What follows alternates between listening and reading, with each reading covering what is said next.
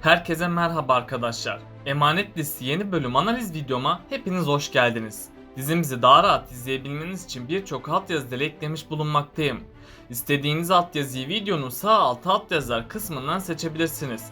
Lafı daha fazla uzatmadan dizimize geçelim. Yusuf'un diziden ayrılmasını istemiyorsanız, İkbal ve Zuhal'in tutuklanıp konaktan kovulmasını destekliyorsanız beğeni tuşuna basalım ve kaç kişi olduğumuzu gösterelim. Yusuf ölecek mi? İkbal ve Zuhal'in kurduğu planlar ne zaman ters tepecek? Yusuf lösemi hastalığından kurtulacak mı? Yaman ve Seher tekrar bir araya gelecek mi? Selim diziden gitmeden önce gerçekleri Yaman'a anlatacak mı? İşte bütün sorularınıza cevap vereceğim arkadaşlar. Bu videoyu sonuna kadar izlemenizi tavsiye ederim. Emanet dizisinin yeni bölümünde Yusuf'un hastalanmasıyla herkes ne yapacağını şaşırdı. Yusuf gün geçtikçe durum ağırlaşacak ve ölecek duruma gelebilir.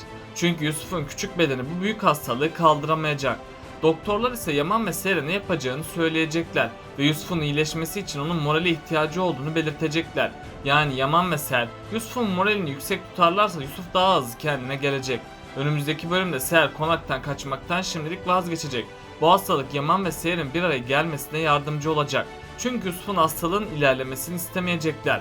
Bu yüzden Seher konaktan kaçmak yerine Yaman'a karşı savaşmayı tercih edecek. Ama Yaman'ın beklenmedik bir hareketi Seher'e geri adım attıracak. Yaman önümüzdeki bölümde Yusuf için Seher'i affedecek. Yani Yaman dosyadaki yalan kanıtlara şimdilik inanmayacak. Bunun sonucunda da Yaman yeniden Seher'le birlikte olacak. Ayrıca Yaman Seher'e kötü davrandığı için ondan af dilemeye çalışacak. Yaman bu süre içerisinde yalnız başına kalınca düşünme fırsatı bulacak. Ardından Yaman, Arif Baba ve Cengen'in sözlerini hatırlayacak ve Seher'e yaptıklarından dolayı çok üzülecek. Çünkü hatırlarsanız Arif Baba ve Cenger Yaman ile bir konuşma yapmıştı. Arif Baba ve Cenger her ne olursa olsun biz Seher'e güveniyoruz demişti. Yaman da onlara Seher'e güvendiğini görünce çok öfkelenmişti.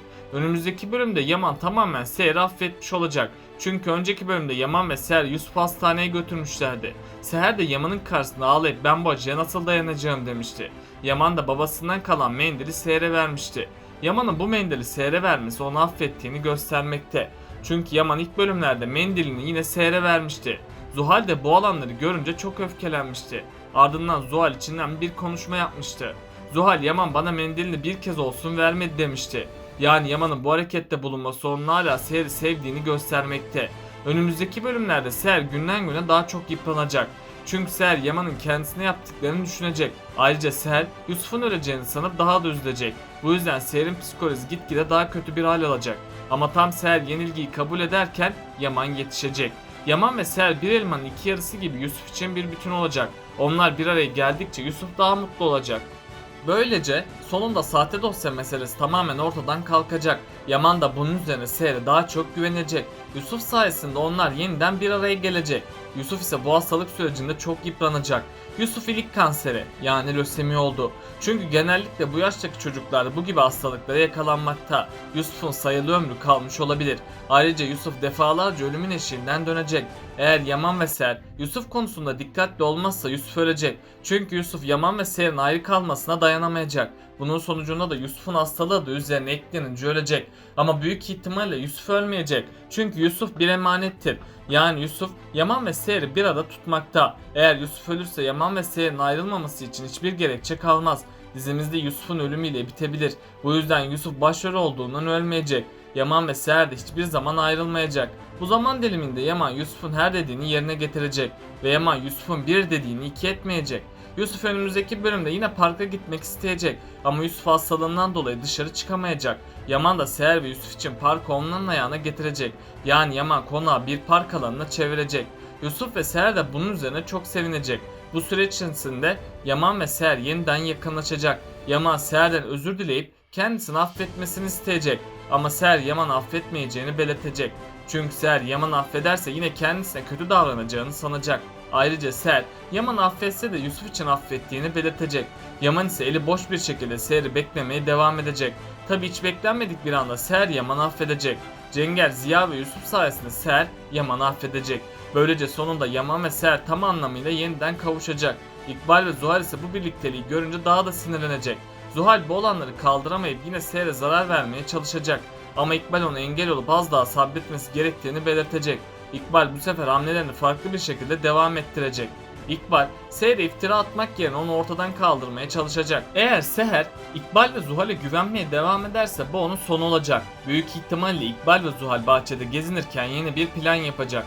Konağın yeni bahçıvanın neler olup bittiğini anlayacak. Ama bahçıvan gerçekleri şimdilik açıklayamayacak. Bahçıvan gerçekleri herkese anlatmaya çalışsa da kimse ona önem vermeyecek. Çünkü herkes Yusuf'la ilgilenmekten bahçıvana zaman ayıramayacak. Zuhal ise daha fazla dayanamayıp İkbal'den önce harekete geçecek. Zuhal Seher'in canını acıtmaya çalışacak. Zuhal İkbal'den habersiz harekete geçerek kendi sonunu getirmiş olacak. Çünkü Zuhal her şeyi yine eline yüzüne bulaştıracak. Bunun sonucunda da Yaman Zuhal'in gerçek yüzünü görecek. Yaman gerçekleri öğrendiğinde dosyalarında gerçek olmadığını anlayacak. Bunun üzerine Yaman Zuhal'i kendi elleriyle cezalandırmak isteyecek. Ama Seher Yaman'ı Zuhal'i affetmesini söyleyecek. Yaman da Seher ve Yusuf için Zuhal'i affedecek. Zuhal de mecburen konaktan gitmek zorunda kalacak. Yaman ardından İkbal'e bu olanlardan haberin olup olmadığını soracak.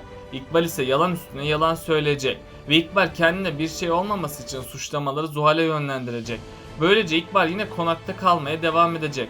Ama onun sonunu ise bahçıvan yazmayı öğrenince bahçıvan getirecek. İkbal kötülükler yapmaya devam ederse artık bütün planları ortaya çıkacak.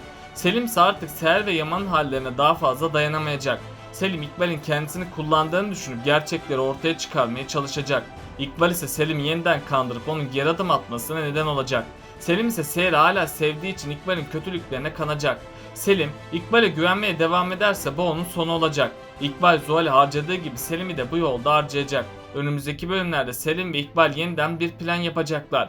Onların bu planı ilk başlarda başarılı olacak. Sonradan birdenbire tüm taşlar yeniden yer değiştirecek. Selim ve İkbal yeniden mağlup edilecek. Selim bu acılara dayanamayıp gerçekleri ortaya çıkaracak. Artık Selim'in dizimizdeki rolü kalmadığı için Selim dizimizden ayrılacak. Selim iki tahminime göre diziye veda edecek.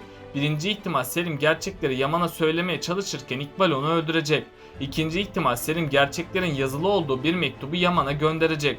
Bunun sonucunda da Selim memleketi olan Antep'e kalıcı olarak gidecek. Her iki ihtimalde de Selim Yaman ve Seher arasından çekilmiş olacak. Yaman ve Seher de sonunda çok mutlu olacak.